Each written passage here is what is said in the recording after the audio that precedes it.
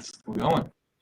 Guys, tonight we're live with Chris Rood from Lafayette, Louisiana, the most famous wholesaler in the country, the man who taught Grant Cardone himself how to wholesale 5 years ago when Grant didn't even know what wholesaling was.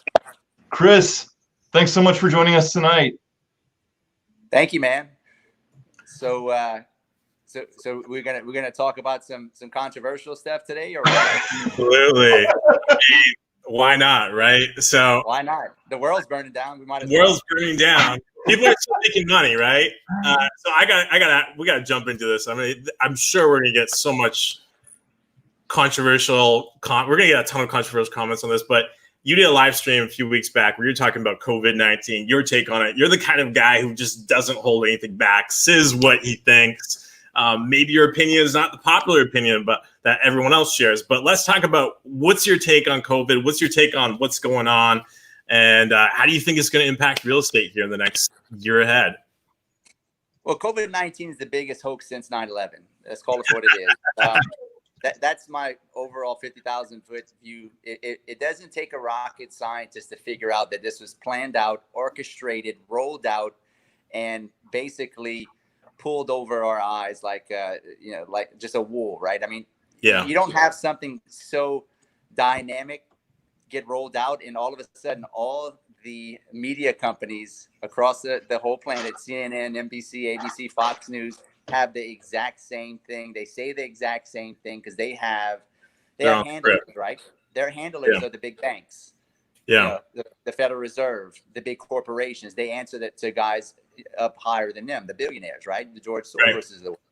So with that said, this is all orchestrated, and you could hate me, love me, agree with me. I really don't care. Like, I'm just here to tell you what it's America. We have freedom of speech here. right. Don't try to come burn down my house because I'm in the South. It's different. Y'all can go do that shit in California, New York, and get away with it. Y'all can't do that shit in the South. So, with that said, if you look at what all the major media companies have done, they're all saying the new normal, right? The new normal, like they're priming us, the new normal, and they all say the same things. They're all lying about the statistics. I've been calling doctors that I know. They're all you call all the when this first went down. If you follow me back in February, I think this went down in February or March. I called it as a false flag, fake news right when it happened because it was too orchestrated, it was too planned out. But if you talk to anybody that's in the medical field, that works at hospitals, works as a doctor, they all say the same thing. Like, where's all the patients? Like, there's no pandemic, right? And if you look at all the doctors that have been censored, right?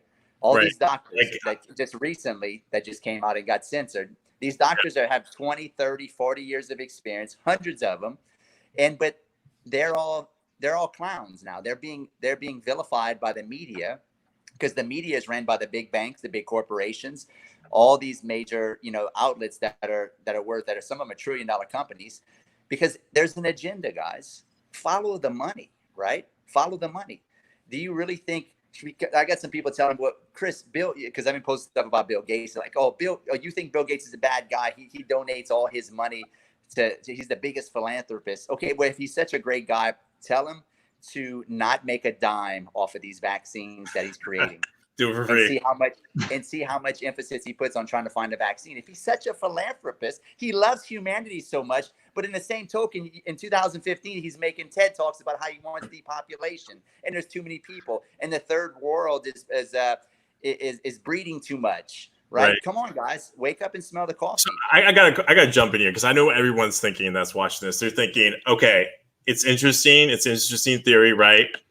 Someone's orchestrating this. And every time I hear someone say this, I'm thinking in my head, okay, well, what's the purpose? Like, what's the end goal? Is the end goal, are they doing this because they want to sell a bunch of vaccines? I don't know. What's your theory behind that?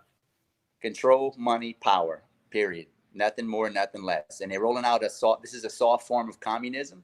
That's all it is. It's more control, power. And if you look and you follow the money, Bill Gates owns the vaccines along with Fauci. Fauci has interest in the vaccines, and they're the biggest advocates of the vaccine.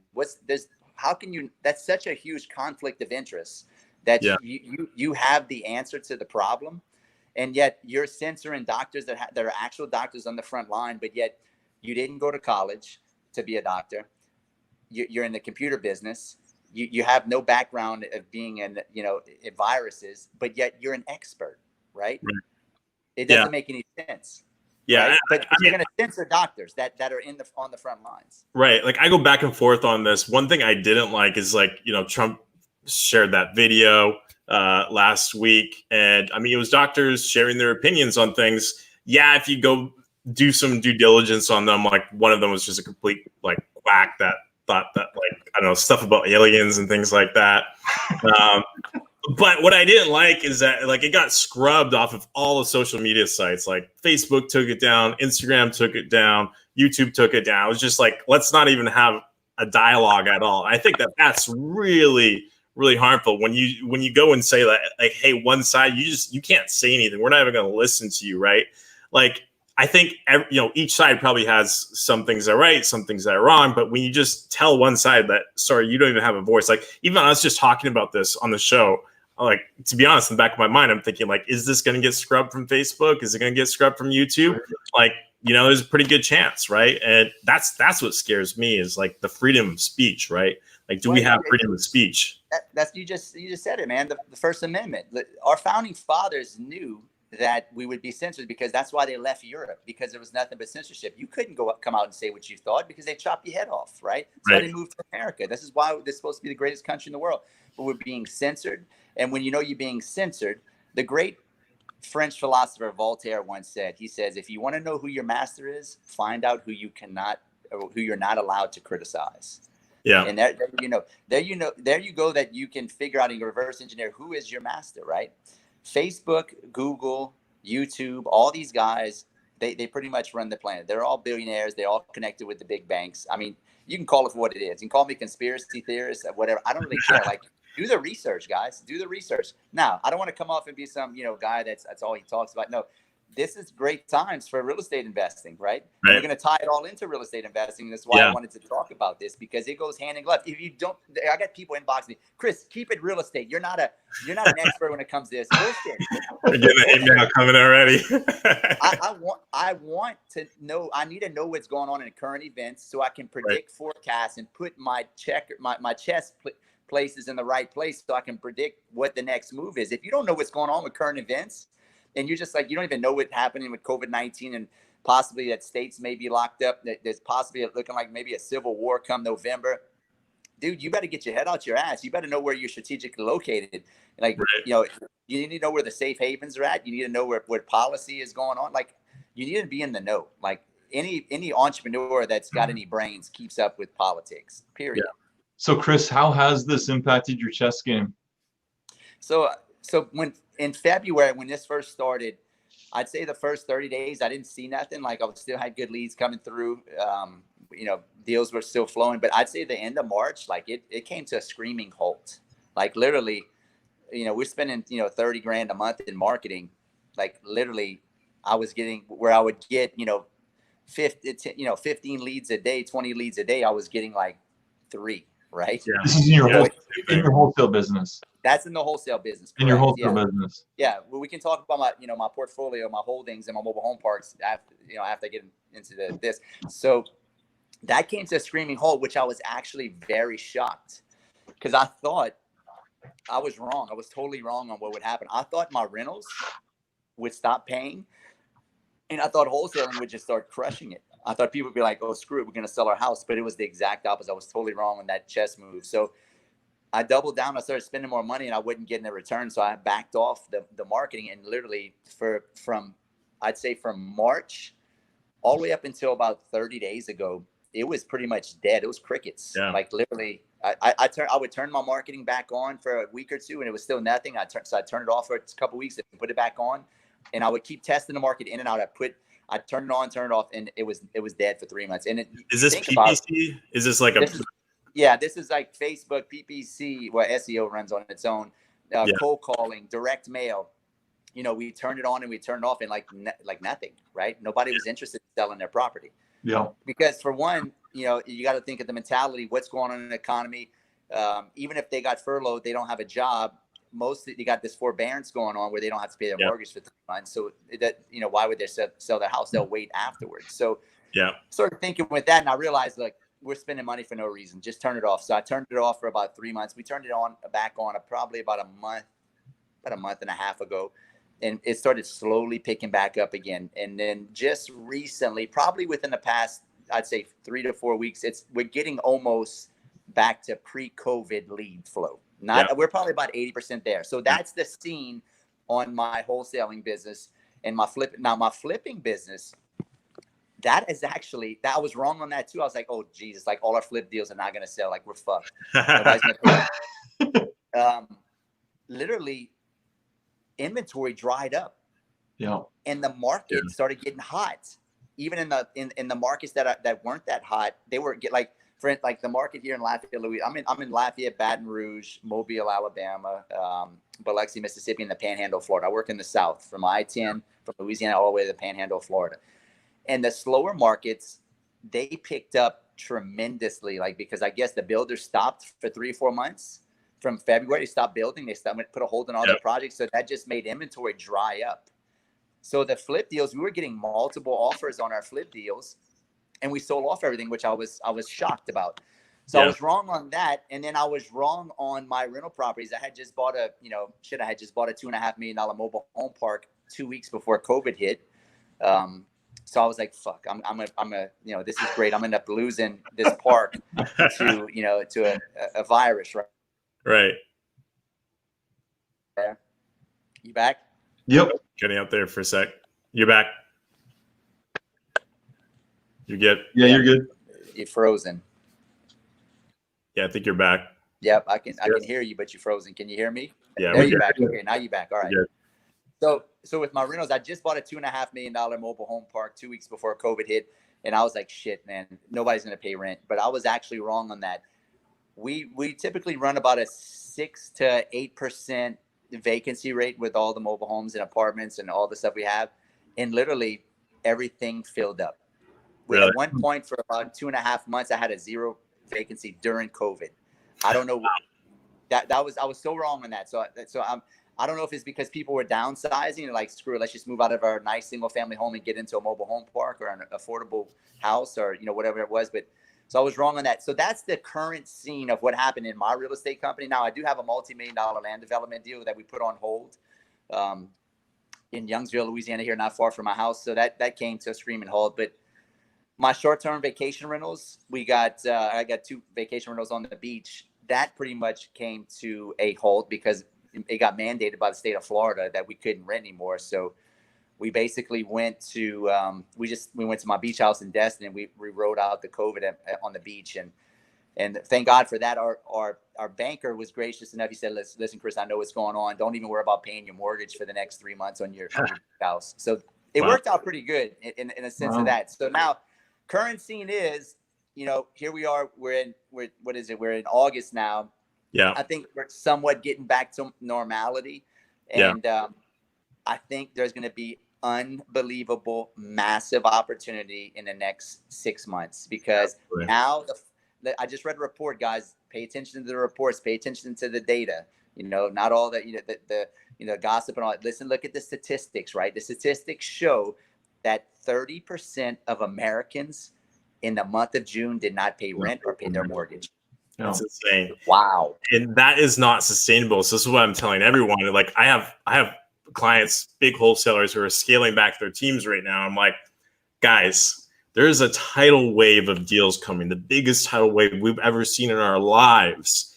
They can't do forbearance. They can't do all this forever. They're eventually going to have to rip off that Band-Aid. When that Band-Aid gets ripped off, there's going to be more deals out there than we've ever seen before. That's right. And look, whoever's left standing is going to basically get rich, right? And I see a lot of big gurus, supposedly gurus, quitting right now when they were the best wholesalers in the country, the world, the universe, the way they would act. So, I think a lot of people were swimming naked, and you realize, listen, guys, just because you take fucking pictures in front of Lambos and cars, that shit ain't real in the real life. Like, it ain't real, guys. It's social God. We had Raphael on the show just a couple months ago, and he's completely out of wholesaling. As soon as COVID hit, I guess he was playing it before COVID, but like right around when COVID hit, he just completely pieced out of wholesaling. He started an Amazon business, a Forex business. But he was like one of the biggest wholesalers in Tampa and just left the market open. Josh is now doing deals down there. But to give him credit, I mean, he said he's not out of the real estate game. He's into the loan modification business. He wants to buy multifamily when the market is discounted. I don't think his head is out of the game completely, though. Yeah. Shifting directions. But there's a lot of people that are I think mom and pop wholesalers too that are exiting the game, looking at other things because like the lead flow isn't there right now. But I think if you just stick with it sounds like what you're saying is if you just stick with it a few more months, like there is a pot of gold on the other side. Oh, guys, it's gonna be like 2008 all over again. You know, people got super rich in 2008 to 2010. I wasn't in a position back then because I wasn't full blown in the wholesaling game back then. Back then, I had the biggest oil change, car wash, mechanic shop in my town. I was focused on that, but I told myself the next time this happens, I'm going to be in a position. I'm not going to be scared. I'm going to buy up everything I can. As we speak right now, I bought a mobile home park last week. I closed on another mobile home park Friday, and I have another one 30 days from now and another one 60. I am trying to buy something every 30 days. And I'm telling you, it's scary to do it that way. But, Warren Buffett says it best, right? Be fearful or be greedy when people are fearful and be fearful when people are greedy. There's going to be so much inventory that you can pick up, especially in the multifamily side, people that pay too much or not even people that pay too much, just people that are retired. They want to retire and like, shit, this is probably, I missed my chance to sell at the top of the market. I'll probably have to wait another 5 years for the top to come back. I might as well just get out. Yeah.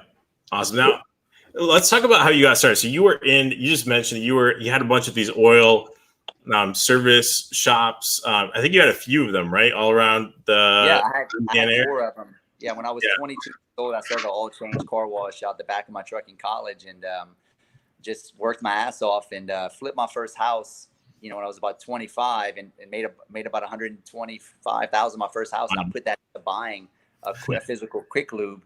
And from there, I kept flipping houses and I would just roll that money into buying more quick lube and mechanic shops and car washes until I built up the biggest oil change car wash mechanic shop in my town and auto glass business. And I did that for 10 years and I kind of got away from flipping. I focused on that.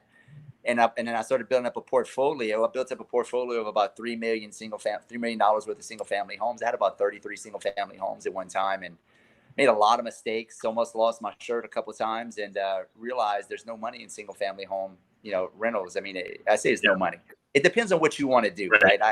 I'm actually being a hypocrite because I hate when people say it because the people say don't get into single family homes. I think it's where you should start. You should definitely. It's definitely where you should start. I mean, you go buy a single family home for $70,000. That's worth maybe 110, 120 at a wholesale price, which is the most important thing. Right. Going direct to seller and capturing equity and to where you insulate yourself from the volatility of the marketplace. Before, when I first got into single family home investing back in 2010 or 11, I was just making like hundreds of offers on MLS, buying deals at 80, 85 cents on the dollar. Bought up after my first $1 million worth of single family homes, I think I had like 10 or 15. I was like, oh man, I'm a real estate investor. I'm so cool. I'm making 7-8 grand positive cash flow on all these houses. And I'm like, I'm really cool until we had a market correction. And then I wasn't so cool, right? Because that 20% equity or 15% equity I captured, it dropped. I was into it for what they were worth, right? Yeah. So what does it tell you guys who are watching? Buying shit now, this is relative to your market because if you buy at 80 cents on the dollar in New York or California, that's a lot of money. But average Joe, middle America, where the average home price is 200 grand, and you're buying 80 cents on the dollar, say that's 160. You have a major market correction, and the house is worth 170 afterwards, and then your tenant messes up the house and they move out, and then you got $15,000-$20,000 worth of repairs, and then you still got to pay a realtor to go and list it. It's upside down. How do I know that? How do I know that? Right? How do I know that? Done that, right? Right? Being stupid, right? Not knowing the way to go. And listen, guys, if you can't steal it, don't buy it. Yeah. Period. You're a real estate investor. You're not a full retail buyer. Stop having low self-esteem and telling yourself, oh, I want to be fair. I want to be reasonable. No, being reasonable and fair gets you freaking hurt as an investor, because that's what I did. Oh, I'm just gonna. Oh, I like the house. Well, he countered back, and he's a nice guy, and he wants to be fair and reasonable. Fuck that shit. Don't be fair and reasonable. I almost fucked myself, right? Yeah. It's not about it. It's just the honest to God truth. You want to be a professional investor, or do you want to be a clown? And you got to be a shark or you get killed. Dude, you got to be a shark, right?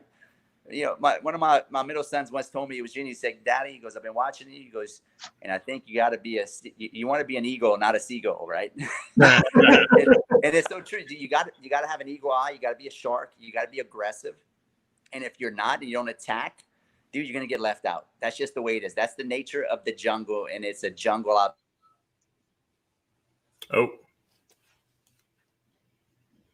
Oh, your audio cut out there, Chris.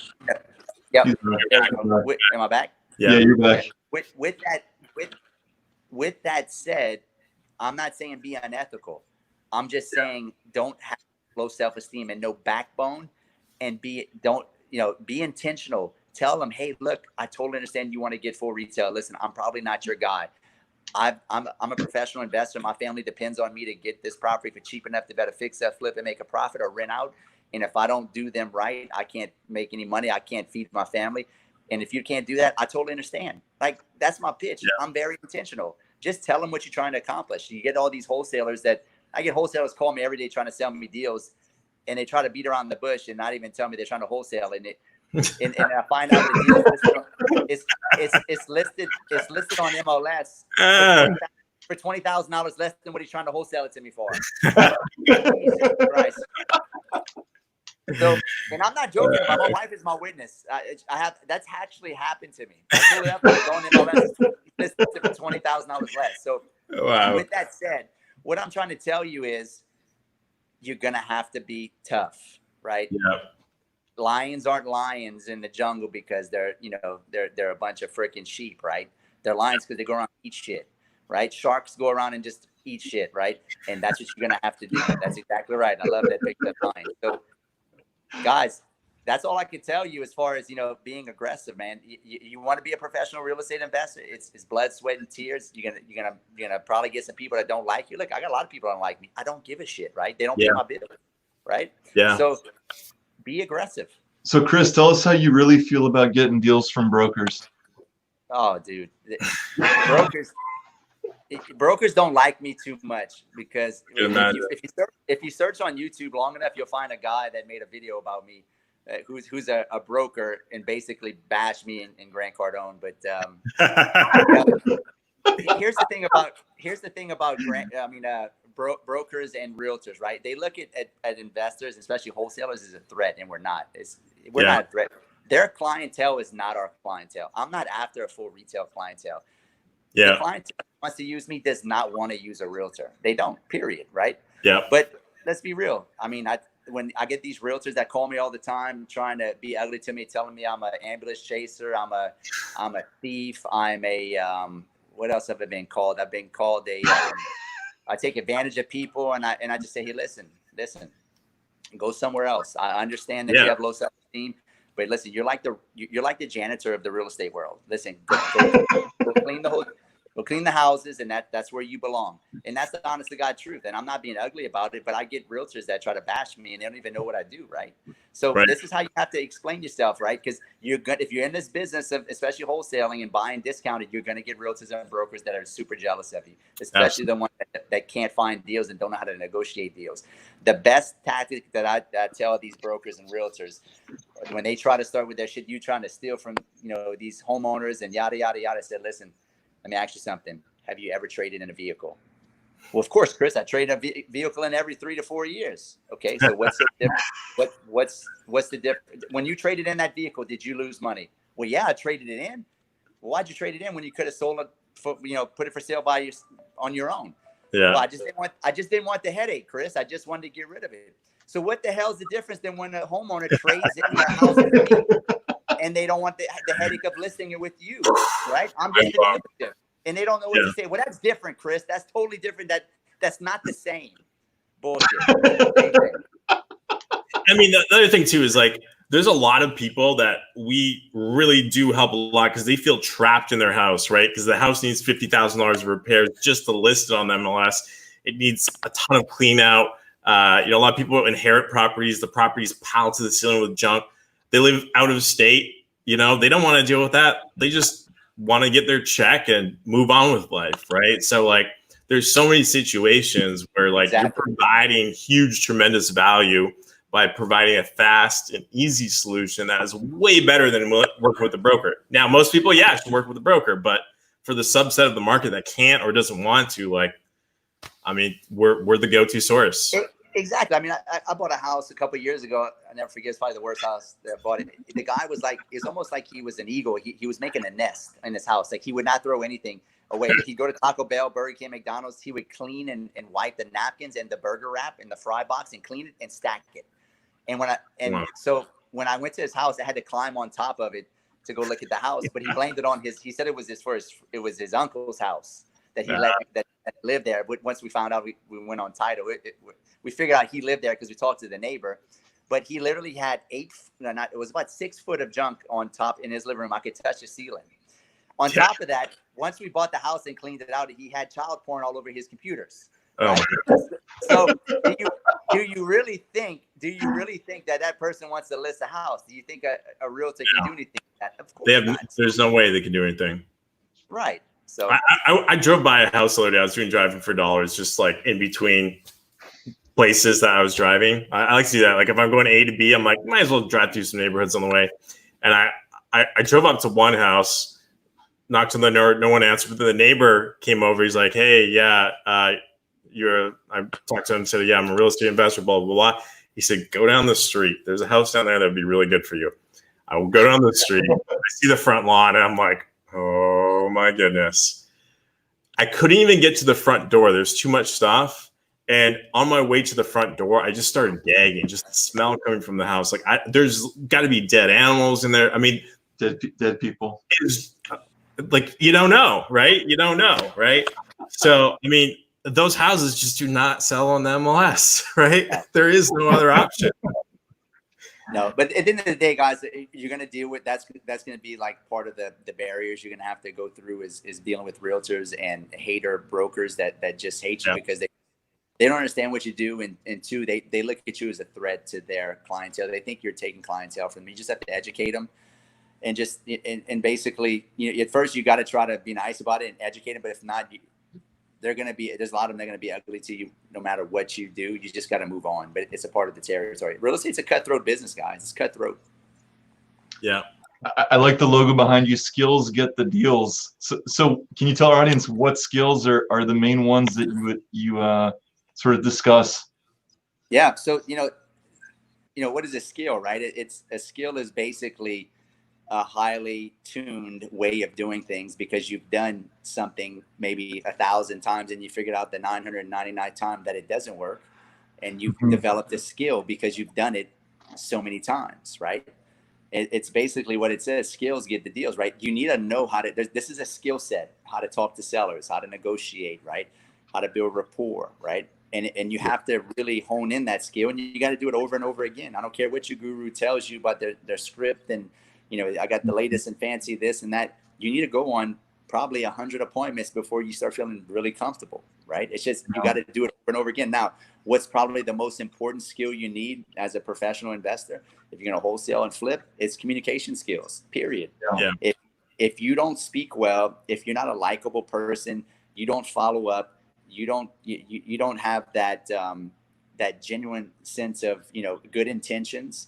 Which, dude, if you get around me, I may come off as an aggressive guy, but when I'm negotiating, like I can put myself in as another person and be the person I need to be, right? So you need to be able to turn it on and turn it off, right? There's a time and place to have really, really good, solid communication skills, and there's a time to like, hey, move on. When you're going through like when I'm going through leads, I'm very intentional, right? I train my team. We don't spend 5 minutes on the phone with people, like it's, hey, we're investors. Hey, this is what we can offer you. Hey, why you need to sell? Hey, how fast you need to sell? Boom, we're done, right? It's just a matter. It's dialing in a skill set. But the biggest and most important skill set you're gonna need to learn in this business is communication skills. So you're saying your seller phone calls are actually really quick? Absolutely. Walk us through your script. How does your script go? So basically it goes, in a variation of like this. So somebody, let's just say somebody fills out an application form online. I call them, they say hello. I say, hey, this is Chris with Lafayette Cash Home Buyers. You filled out an application form online about wanting to sell your property. How's it going? Oh, great, Chris. Yeah, I need to sell my property. Okay, great. Tell me a little bit about your situation and your house. Now, why do I start with what is your situation instead of your house? I don't give two shits about the house. I want to know about their situation. Why are you selling the house, right? So I start off with that question. What's your situation? And so tell me a little bit about your situation and the house. And I just shut up after that.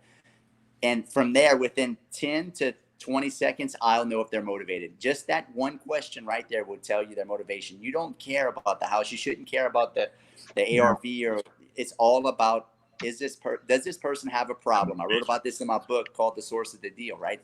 Problems equals motivation equals deals. If you don't have a problem, there will be no motivation. Without motivation, there will be no deal. Nobody's going to sell you their property if they don't have a problem, period. These people are trying to force motivation. If there's no motivation, guy, why are you sending the phone for 10, 15 minutes? Move on. That makes sense. This is so, like, what you just dropped here is absolute gold, by the way. If you're watching this, like, you realize how gold this is. This is literally what I think where 95% of new sellers screw up. What do? Hey, what's your property address? Okay, let me look it up, run some market analysis. Okay, so I see it's 3 bedrooms, 2 bathrooms, 1 or 2, and they just ask all these questions about the condition of the property and then throw out an offer price. And of course, the person is going to say, F off, right? You got to dive into the pain. I always tell people, I'm like, it doesn't matter what the seller wants for the house, or like, none of that matters. All that matters is, do they have equity and do they have motivation? If they do, then you can do a deal. If they don't, pass it on to a realtor, get your referral fee, and go put that money in your bank. Yep. No, absolutely. So it's price, location, motivation. It's a triangle. I use price, location, motivation. That's the 3 angles you need to hit. But the most important is motivation. Find out the motivation, and then you can move on. Is there equity in the property, right?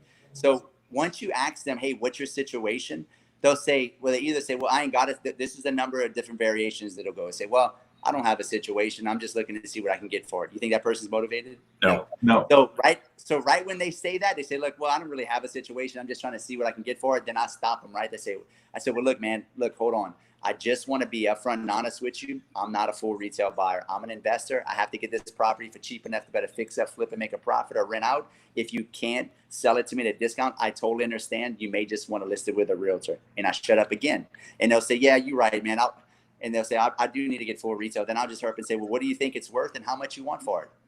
And then as I'm looking, I'm pulling up a few comps on my phone as they're talking to me. Well, I think it's worth 200, and the best I can do is 190. And I'm just like, look, man, you probably need to call a realtor if you want. We got a good realtor on our team. We can list it for you. Boom. I'm done with that conversation. That's literally 1.5 minutes to 2 minutes. That's smart. Do you know how much time you guys are wasting on the phone? This lot. Is why 95% of you guys are quitting, because you're booking you got I'm busy. I got 10 appointments today. Never qualified the lead. Just going to every appointment. Now, granted, when you first get started, it doesn't hurt to go on appointments to get some, overall experience. But qualify these leads, roll through them. Listen, you'll get so good at this, you'll get a 6th sense of motivation over the phone. I can just sense it. I can hear it. I can smell it over the phone. They talk a certain way. They say certain things. Like literally, if you do this enough, you have the skill set of just being able to smell the motivation over the phone. Yeah. Now I got a question for you. So here in California, what I find is a lot of the sellers, even if their motivation, we ask them for their asking price, they're going to ask for full market, right? So I'll give you an example. I had this deal a couple weeks ago. Actually, my wife gets on the phone with this guy, and it's clear that there's super high level of motivation, right? Like this guy wants to sell. He wants to move up to Northern California. The house has not been updated since he bought it. There's a ton of emotional baggage around the property. Now, I just knew that there was so much motivation on that deal that I need to go see it, because I'm like, it's definitely going to sell to an investor. It's just a question of, is it me or another investor? So I didn't even bother asking what his asking price is until I got there. After I got there, I walked the property. I was like, what's your asking price? He's like, 500. I'm like, okay, well, A or B on this is 520. I'm like, how do you come up with 500? He's like, house over there sold for 540. The house over there sold for 510. The house over there sold for 505. But like, I already knew the guy had motivation, so I was able to actually get him down and buy the property for what as is properties were selling in there around like 360. Now, what do you think about that? If you know that there's motivation, you know there's equity, you know, like even if they're asking prices crazy high, you know they're never going to reach that. Do you still go out? Do you see it? Do you do that appointment? Yeah, so now we go into the second phase of it. Motivated sellers are liars, right? Yeah. Motivated sellers will lie to you, but motivated sellers have a certain tonality that they exude when you're on the phone with them to try to cover. They can't cover it up to me because I know the way they sound, and then I'll move on to the second series of questions. Well, man, look, you know, after I tell them, look, I totally understand you probably want to get full retail, but I mean, you know, how much work does the house need? Well, no, it's pretty messed up, Chris. I mean, you know, it's a full rehab. Well, okay. Well, how quick are you looking to sell? Well, I'm looking to sell pretty quick. I'd like to sell within the next, you know, 2 to 4 weeks. Okay, I understand. Well, look, sir, just so I'm completely honest with you, you know, if you're trying to get full retail and the house needs that much work and you want to sell within 30 days, you're going to be hard pressed to sell it that fast. I mean, I'm just being completely honest with you, but you know, if you wanted me to help you, but you're going to have to trade out some equity for a quick sale.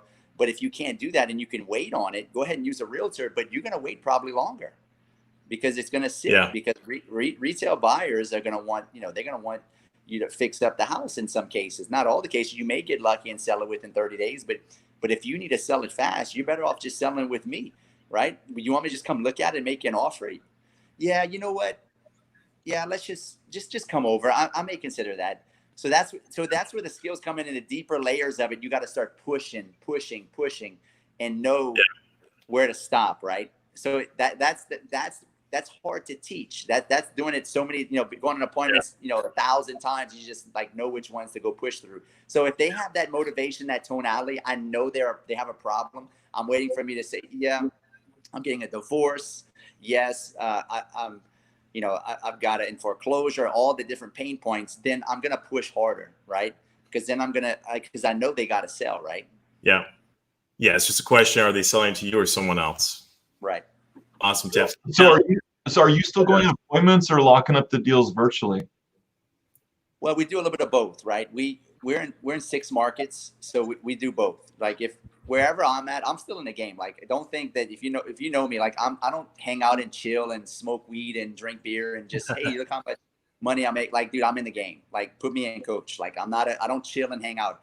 I look at deals still. I'm mostly looking at multifamily deals, but if a lead comes through and I'm around and an acquisition guys can't get to it for a little while, I'm going to go look at it. Me and my wife love to go do deals. So we've got right now, we've got 3 girls in the office and we've got about 8 acquisition guys in the South that all go look at deals. But wherever I'm at, like, you know, I have 3 houses. I have a house here in Louisiana, I have a house in Alabama, and I have a house in Florida and we just live throughout there. So wherever I'm at, if I'm like, for instance, I'm in Lafayette right now in Louisiana.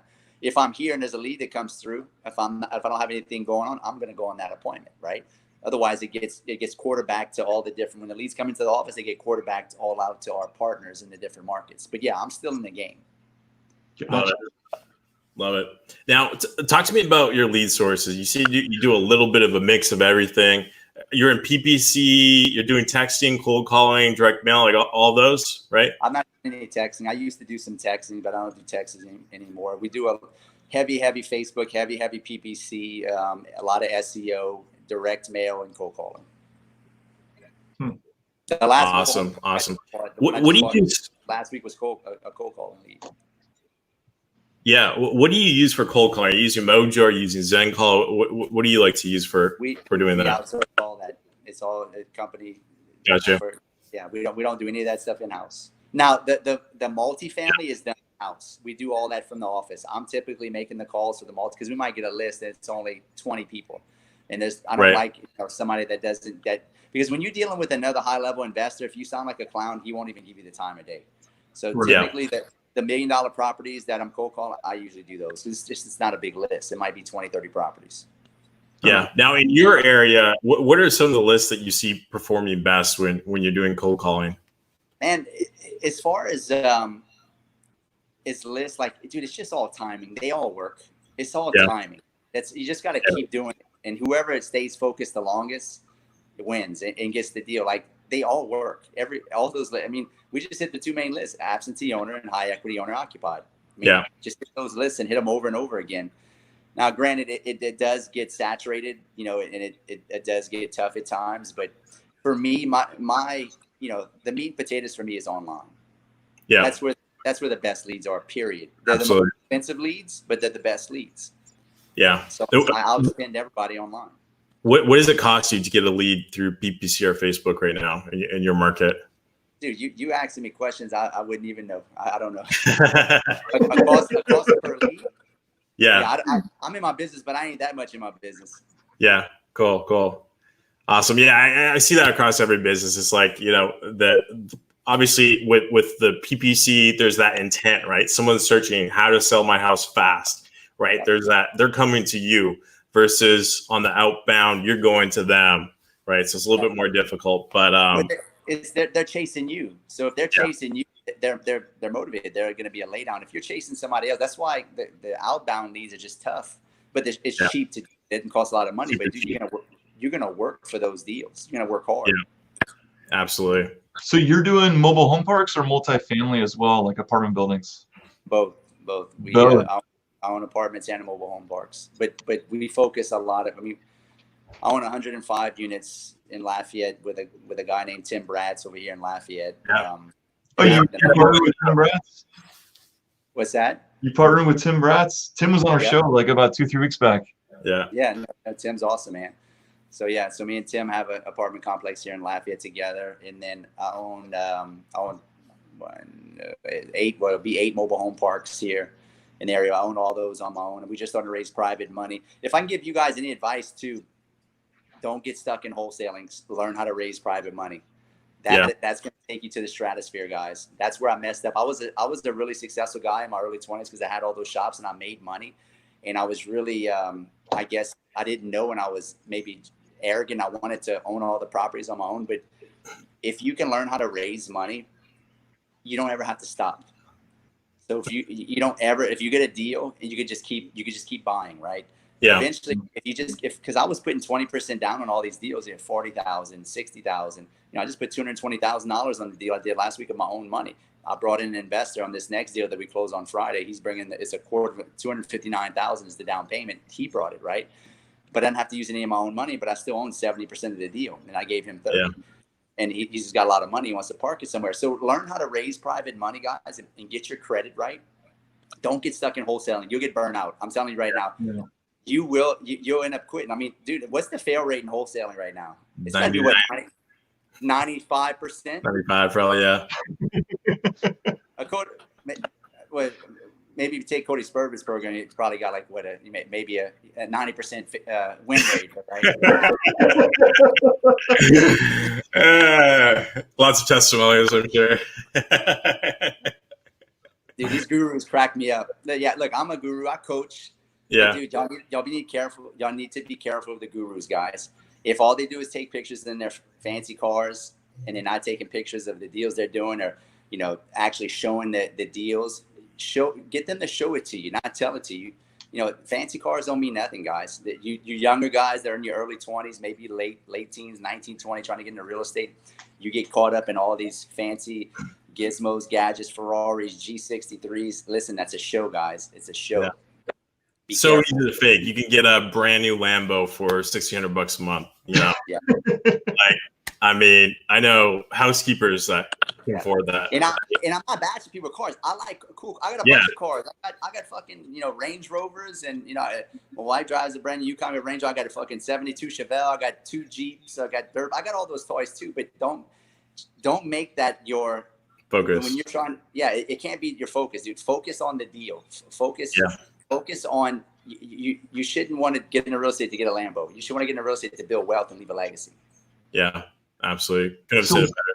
So on the commercial side, what kind of problems do you generally see from the sellers who want to sell you a deal? On the commercial side, typically it's one of two things. They are really, really old and they're ready to cash out, or it's just mismanagement. Yeah. Mismanagement. Or they've started to run out of money and they never rehabbed the property. So they just kept sucking out of the property. meaning they would just drop the rent instead of fixing it up. Rent might be $800-900. They wouldn't fix it up. The carpet's nasty, got holes in the wall. Hey, I'll rent it to you for $575. Just take it. And they would just keep it, and eventually within 2 to 4 years, the property's destroyed. Yeah. Right. And they know they're mismanaging it, I'm assuming. Absolutely. I got it. So is there a reason like you're focusing on mobile home parks more so than like apartments, or are you Yep, because nobody else is, and it's affordable housing. getting better And return? no competition, and it's hard to get a loan, and it's really hard to get a loan, like really hard. Like I have a reputation with the banks, I can get loans because we have so many of them now, and they trust me. But you can't get an institutional loan like with Fannie Mae and Freddie Mae for 30 years and buy a park with the trailers. Like I don't do lot rent. I own the trailers too. Gotcha. And I build really good relationships with smaller community banks. Yeah. And I go in there and I buy. I don't get the rates that a Fannie Mae loan, that 30-year 3.5%. I'm still, I'm only borrowing at 20% at 20 years at 5%.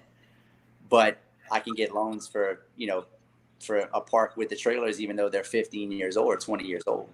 These trailers are not, everybody thinks trailer park trash. No, dude, this trailer park cash. I've done it all. I've done single family homes, short-term vacation, mobile home parks, cash flow better than anything I've ever had, period. Wow. And the thing about it is cheaper. If the roof goes out, I can put a metal roof for $1,500. I could do, if somebody trashes my single family home, it could cost me $25,000 to fix that up. Yeah. If somebody trashes my mobile home, it might cost me $5,000. And I'm talking about that destroys it, punch holes in the wall, and I gotta put new floors, and and I say 5. It may be 7, 8 worst case scenario, right? But my rent is still the same. My rent versus how much the amount of rent I get versus how much debt I got to put on that is way less. The cash flow to rent is way less, so I can borrow $1 million and make way more money than you could if you borrowed $1 million for an apartment, right? Yeah.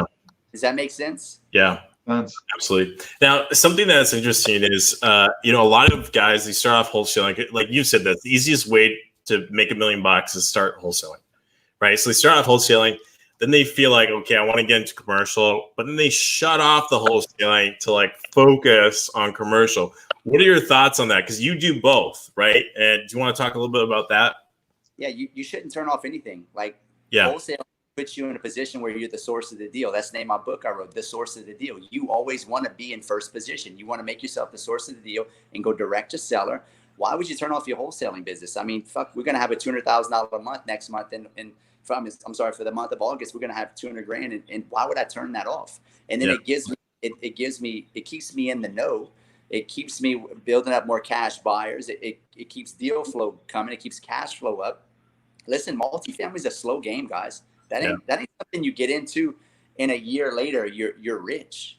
Like multifamily is a slow game. I've been buying multifamily for about 3 years now. I'm just getting some momentum where I'm like, dude, we started to make some serious cash flow now. Like it takes time. You can get a wholesale business up and going and be profitable literally within 3 months. Like if you do it the right way. I mean, let's be real.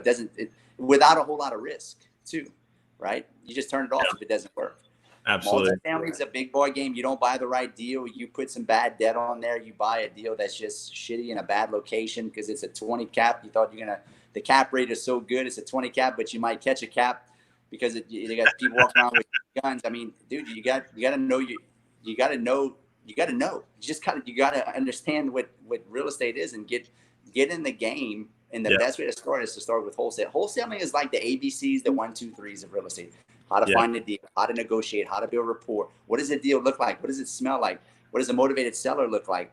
Then that transmigrates into multifamily, and all the knowledge you accumulated from wholesaling will carry over when you're dealing with professional investors on the multifamily side.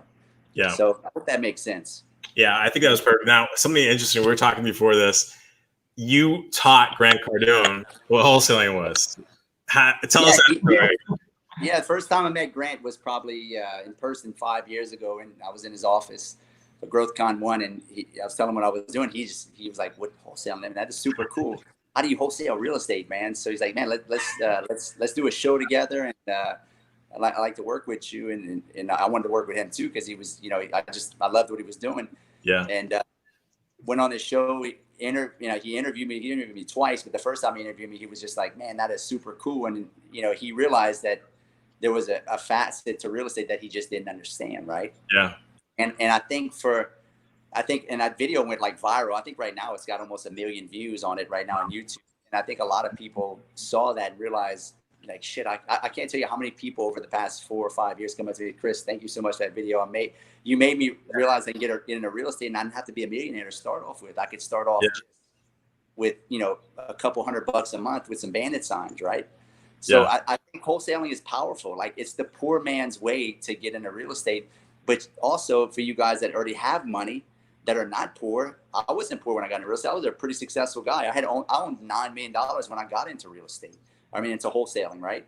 So if you start a wholesaling business and you already got money, it's like you go light speed, because then you get access to the best deals going direct to seller, when before you were talking to freaking brokers all day where you're buying 85 cents on the dollar. And now you're buying 50 cents on the dollar because you saw the video I did with Grant Cardone and said, shit, I can go direct to seller. And if you're a landlord, why are you buying your deals from realtors? Dude, go direct to spend $2 or $3 grand a month, and you'll capture $30,000, $40,000, $50,000 worth of equity on properties that'll pay for itself over time. Even if you don't wholesale the properties and you're just keeping them, your equity position on deals will be freaking massive. Yeah, absolutely. Couldn't have said it any better. So important. Any tips on transitioning into mobile home parks? Like, how did you learn that facet of the game? Or go make a bunch of mistakes, man.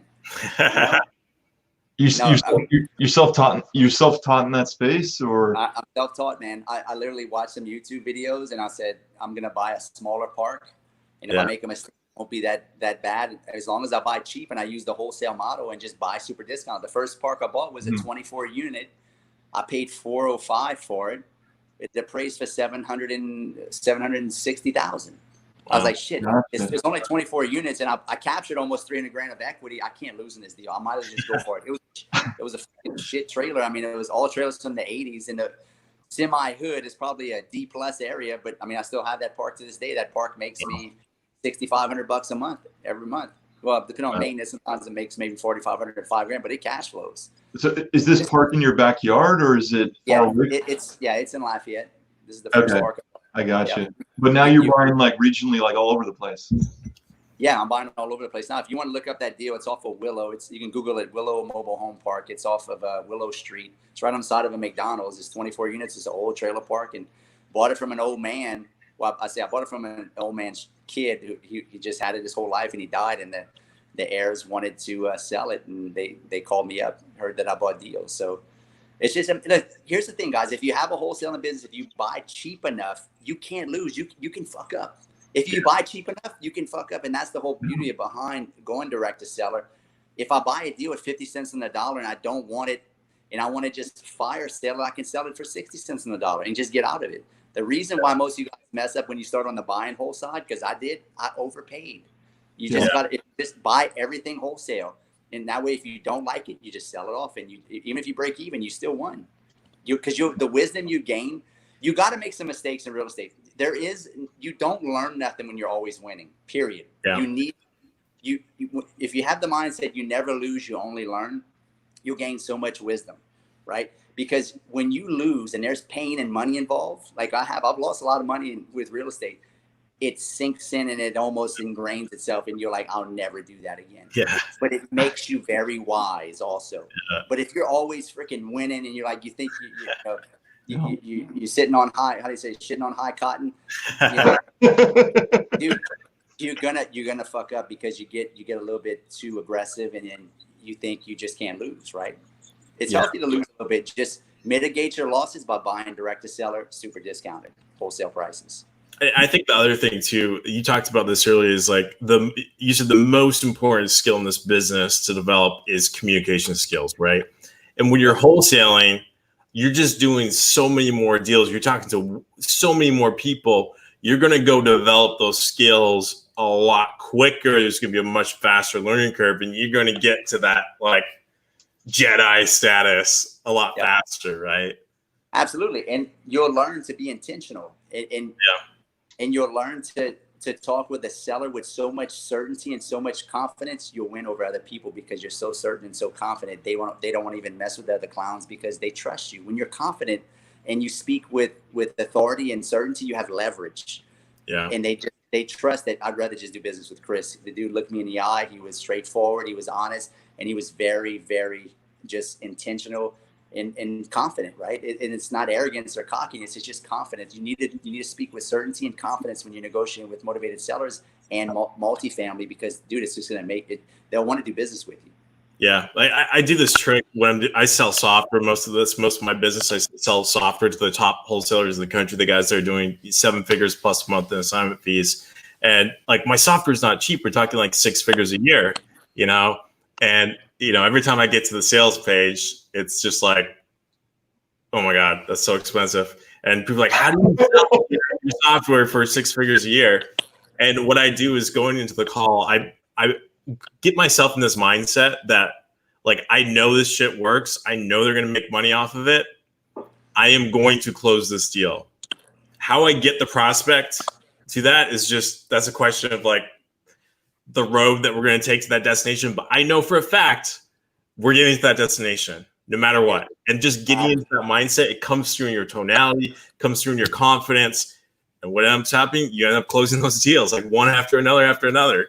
And it just figuring out that one small trick was just a complete game changer for me.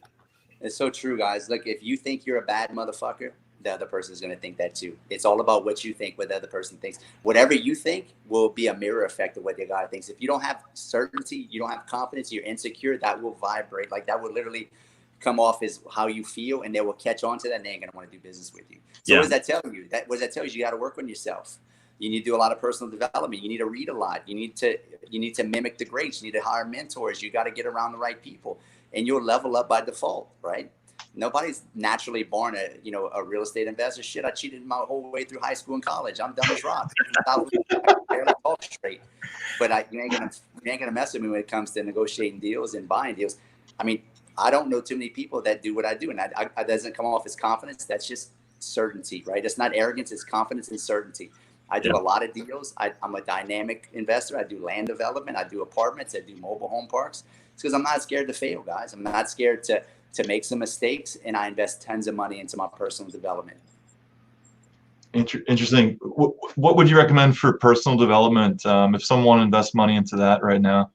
What are some things Mind, body, spirit, guys. Listen, real estate is tactical information.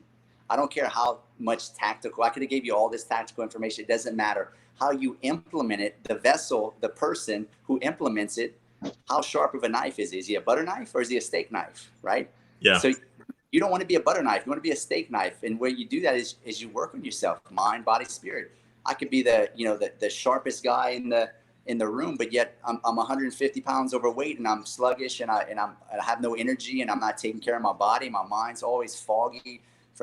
It tells you you got to be a dynamic person. You need it. Most of these big time entrepreneurs, you look at them, dude, they're all jacked up. They take care of themselves. They work out. They're into fitness, right? Not because I work out every day. I've been working out since I was 16. I don't work out for muscles. I work out for the mental sharpness it gives me, that slight edge it gives me energy wise, so I can have a competitive advantage, period.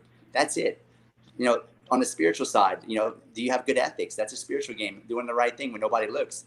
Donating to your charity, your church, right? Visualization, right? Attracting what you want. You think the game of money, real estate, and entrepreneurship is all information, knowledge, and tactics? No, dude, a lot of it's mindset. Are you visualizing what you want? Do you believe you actually deserve it? Do you think you can do it, right? Yeah. Right? There's a lot of things that go involved. That's the spiritual side of it. And then, you got the mind side of it, mind, body, spirit. The mind side of it is going to be, how much are you reading, guys? Listen, reading is like the hidden secret. Read. I read probably a book every 2 weeks. Like, I've been reading since I was, 22 years old. I've read hundreds upon hundreds of books. And I still, to this day, always be a learner, always be a student, right? And just keep skilling up. What was the number one thing that they asked Warren Buffett? They said, hey, if you had one superpower, what would be the superpower that you could have? He goes, I wish I could be the fastest reader on the planet, or I could read too many. Why would the most richest person on the planet say, I wish I could be the fastest reader? That, if you reverse engineer that, you can understand why he would say that, because he knows the power of reading. Because literally you can digest 30, 40 years of somebody's life experience in one book with 4 or 5, 6 hours of reading, depending on how long the book is. How powerful is that? And you guys are not even reading books. Yeah, mind-boggling. Now you have a book. Can you tell us about your book and what you talk about in your book? Yeah, so I have a book called The Source of the Deal, and it's all about it's pretty much what we talked about today, like how powerful going direct to seller is and how powerful wholesaling is. And, you know, my real estate business took off when I started the wholesaling business because I was an investor first. I didn't know about wholesaling. I was a buy and hold guy first, you know. Yeah. And if I'd have known how to go direct to seller, I never would have lost my ass on those. And it tells my whole story, how I almost lost my ass because I paid too much, 80 cents on the dollar, 85 cents on the dollar. And then how going direct to seller got me to where I got access to the best deals, for one, and have to deal with realtors, 2, and 3, I literally captured so much equity. So my net worth goes up so much faster because every month, if I'm buying, I mean, look, just last month, my net worth went up 400 grand. Wow. Right. On one deal because of that deal. Now it's net worth, it's on paper, right? But it's a bank appraisal. Appraised for 1.485. I paid 1.1, right? Captured $385,000 worth of equity. That goes on my balance sheet as net worth, right? Yeah. I never would have got that deal from a realtor, right? So that tells you, go direct to seller and figure out how to become the source of the deal. From there, once you got the deal, you're in the most powerful position. Once you got that deal under contract, you can wholesale it, you can flip it, you can wholesale it, or you can keep it as a rental. Either way, you're the most powerful source point right there. Love it. We're going to post a link. I think we got the name below, but we'll post a link afterwards. Is it available on Amazon? It's on Amazon, or you can have a free copy. It's a free ebook too. TheSourceOfTheDeal.com. Yeah, go to TheSourceOfTheDeal. Go check that out right now. It looks like we lost Chris there for a second. SourceOfTheDeal.com. SourceOfTheDeal.com. Yep. SourceOfTheDeal.com. Can you hear me? Yeah, we can hear you. Can't see you though. I don't know what happened. But yeah, let me see. Yeah, I don't know why. But anyway, go to TheSourceOfTheDeal.com. If you want to follow me, guys, I share my life on Instagram. Me and my wife are a team. We everything we do is real estate related. You know, we live a life around real estate. We have an awesome life. We have 5 kids, and our life is the way it is because of real estate, period. More freedom, more time than any other thing that I've ever done. And I've owned a bunch of businesses since I was 22 years old, been an entrepreneur my whole life. This is de la creme of businesses. However, it's not going to be easy, guys. It's going to be so hard. You're going to want to quit. The key is to be harder. You're just going to have to make yourself harder than the barriers that you're going to have to confront, because it's going to be hard. You're going to get kicked in the nuts at least every other week. You may spend money on a direct mail campaign, a Facebook ad, and lose 2 or 3 grand. You got to be okay with that. That's the universe testing you. This ain't for everybody. Entrepreneurship is it's not a game for the weak, right? But it'll be the most exciting journey you've ever made, and you'll thank yourself later for it, and your family will thank you later for it. So awesome. Chris, thanks so much for joining us tonight. I got one last question for you. We're back on the game of chess. It sounds like you think the chess game is going to improve in 6 months from now, or where do you see this playing out the next couple of years? Yep, I think we got probably, we haven't hit the full pain point. The Federal Reserve has pumped too much money into the marketplace. Everybody's got stimulus money. That's why the markets haven't really collapsed. Stock market's still up. Real estate market's still hot in a lot of states and in a lot of markets. Days on market is still really low. People had forbearance. It just started this month where they had to pay back their loans. So that means it's the start of the clock now. 30% of Americans didn't pay their note or rent in the month of June. So that, I think you got probably 6 to 8 months before full blown mayhem hits. Yeah. Guys, so we're live tonight with Chris Rood. Guys, if you have a question, we're going to be wrapping things up here in a couple minutes, but if you have a question for Chris, we are live. So post them in the comments below. Chris, I got a question for you. Yep. One of the things I always find interesting in this business is you got 95% of the people that come into the wholesale business, they watch the Fan Merrill workshops or whatever. They say, hey, I'm going to go make it as a wholesaler. I'm going to be a millionaire by next year. 95% don't cut it. They fail within the first few months, the first year. Maybe 5% actually makes it, but then those guys just go through the roof. They're making millions of dollars a year, and they escape and reach financial freedom. What do you think it is that separates the 5% that crush it from the 95% that don't? Is there one thing, or is it a few things? It's a few things, but the number one thing is most people are not personally developed enough to implement the information they're given at workshops. I have repeated myself with people in the back. Most people are not personally developed enough, meaning they don't have the personal discipline, integrity, ethics level, willpower to do what's necessary to implement the information they're given, because what the gurus aren't telling you is how hard the information that they're given, how hard it is to implement. And if their mind is not ready to tackle that, they'll quit, which most of them do. We get another question coming in. Why did you stop texting, Chris? I think, for one, I think it's going to be illegal soon. Yeah. And I think in Florida it may be illegal. I think we stopped because we got a message from we read something, kind of report that in Florida. Yeah, you can't do it. We couldn't do it no more. So we just stopped it in the rest of the states because we figured it's gonna just transcend, and we were pissing so many people off, and it's just a lot of headache. I mean, I just rather do online marketing and cold calling and direct mail. I mean, it all works. All you guys are looking for the secret sauce. They'll work. Just do 1 or 2 marketing channels. Do them for 2 or 3 months. Split test it, measure, adapt, and change to the markets. I'm in 6 markets. What works in one market doesn't necessarily work in another market. Yeah. And now, when you're on cold calls, is your script on cold calls similar to the one you were talking about earlier, or is there anything that you did different with your cold calling? No, man, it's all the same. Like, we're so intentional. Like, we don't lie or bullshit people, and people appreciate that when you're talking to them. Yeah, they're really gonna appreciate, man. Like, I really appreciate you not wasting my time and telling me that you're not a full retail buyer. Just be intentional. You're not looking to lie to people. If you tell people the truth, if they're motivated, they're not gonna care. They're gonna want you to have their property. They're not gonna care that you got to buy it for cheap. They want you to have it. They just want you to make your They want the problem to go away. Stop trying to force motivation. Stop trying to sound slick on the phone like you some kind of cool daddy that has the best script. I'm the best salesman. No, dude, listen. Anybody can close a motivated seller. Now, it does take a little bit of skill. If they're semi-motivated, the less motivated they are, yes, it takes a little bit more skill to push down the rabbit hole to get that contract. But you're not that cool. It ain't that hard. Awesome. Hey, Chris, I got another question just coming in via text message here. Do you do any creative deals, like seller financing and things like that? Is that something you dabble in? Yep. I own a mobile home park on a finance deal in Florida. I have a 30 unit I own. That's owner finance. When I first got started, I used to do a lot of lease options. Yeah. When I first got into wholesaling, when they didn't have equity, I would just wholesale a contract to a tenant buyer using the lease option model. Yeah. But that I don't really do that anymore. I would do owner finance if the situation came up that I needed to on a multifamily deal, but on a house, probably not. Can you guys still not see me? Do you want me to pop off and hop back on? Yeah, why don't we try that? Why don't we try that real quick? Hold on 1 second. All right.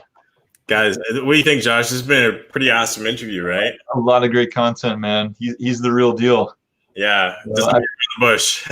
I've seen him up there with Grant Cardone. Like, I mean, he knows the people, the millionaires and the billionaires. Right. Absolutely. Looks like he's trying to join back. Oh, there he is. I got you back. All right, we can see you. Beautiful. Perfect. How many people we got on right now? We got. I think people are trailing off now. We've come down to the end, but we got a couple dozen still watching live with us here. So, guys, again, if you have questions, post them down in the comments below. I got a question for you, Chris. With your digital, do you guys? I can hear you. Do you manage your digital in-house, or do you outsource that to a company? Everything's in-house. We first did it when we first got started. We did, we had to outsource it. But if you really want to do well on the online side, this is why most people don't do online, because it costs too much to hire managers. Yeah. And this is a great barrier for me, because it keeps a lot of the competition out. Most of the bigger national players are playing online. That's all I do. I play it online, and I just try to outspend everybody because it's the best leads. But for the most part, if you're paying a Facebook guy a manager, he may be charging you $1,500, $2,000 a month without even ad spend. So then you got to spend another $1,000, $1,500. So you got $3,500 just with Facebook. Then you hire a PPC guy. Most PPC people are charging minimum $2,000. Some are $2,500, and then you got to spend another, $2 or $3,000. So you got another $4,000 to $5,000. So that you're at $8,000 just doing Facebook and PPC, and half of that is just in management. Yeah. So it behooves you to do one of two things: learn it yourself. If you're like maybe you're a millennial that's real techie. I'm not.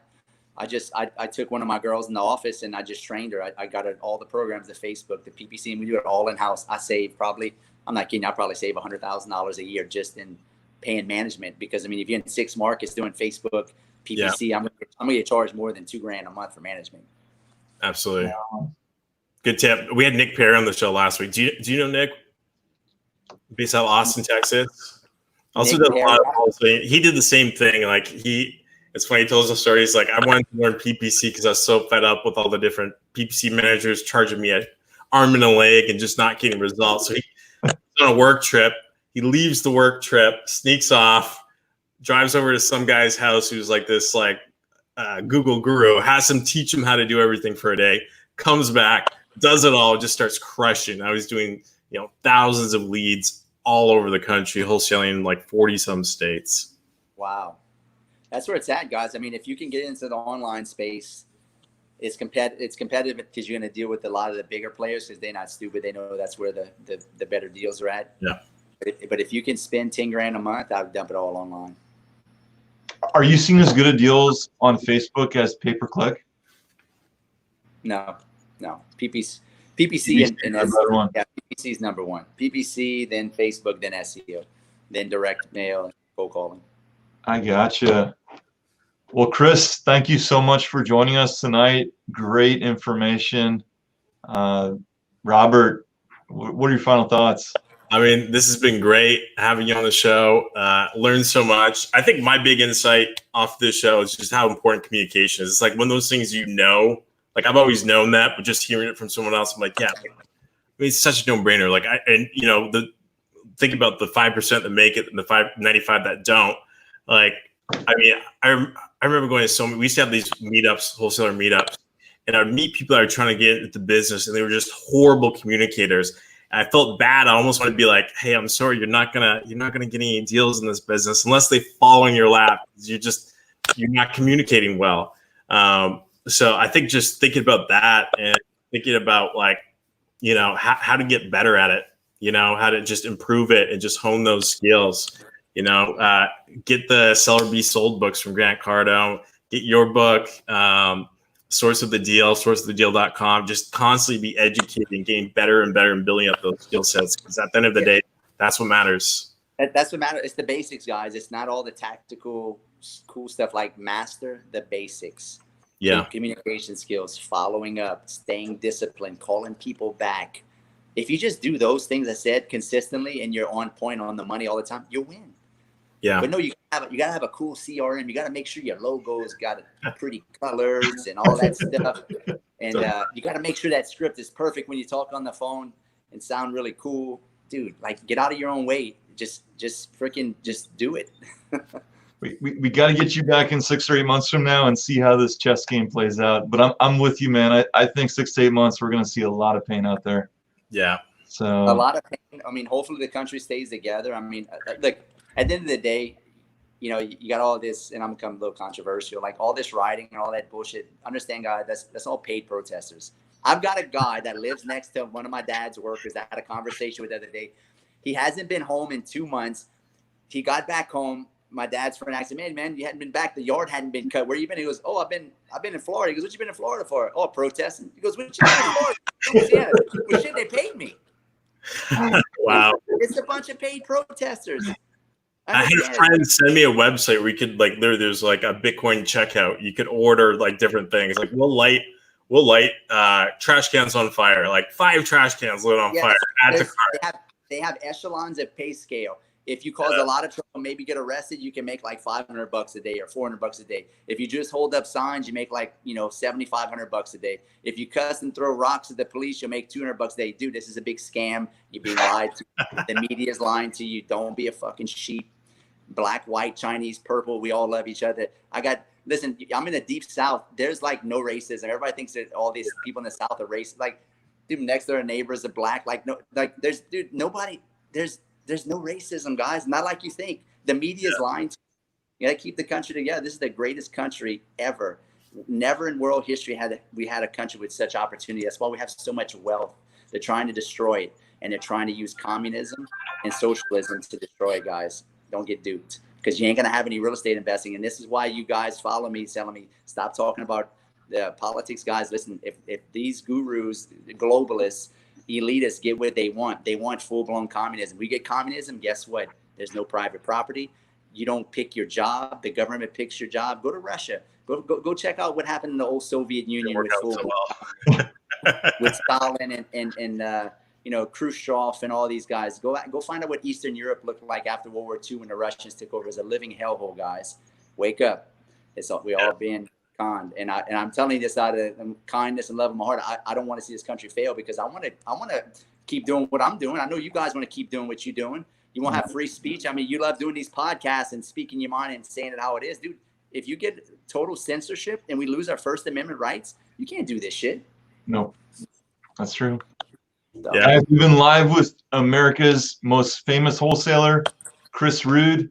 Now most controversial. Go check out deal.com for his latest book.